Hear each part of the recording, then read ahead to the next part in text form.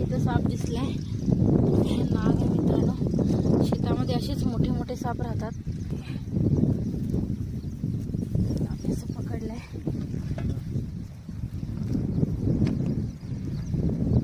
खूप मोठा साप आहे आणि शेतामध्ये जास्त उंदरं असतात आणि उंदरं खाण्यासाठी साप येतात. सापाला शेतकऱ्याचा मित्र म्हणतो, पण शेतकरी सापाला घाबरतात, घाबरून मारतात, पण यांनी मारलं नाही, त्यामुळे यांचा धन्यवाद. आणि किती सुंदर नाग आहे, केवढा छान त्याचा आकडा जो आहे त्याच्यावरती वेगळीच. हा अंदाजे 6 ते 7 वर्षाचा हा नाग आहे.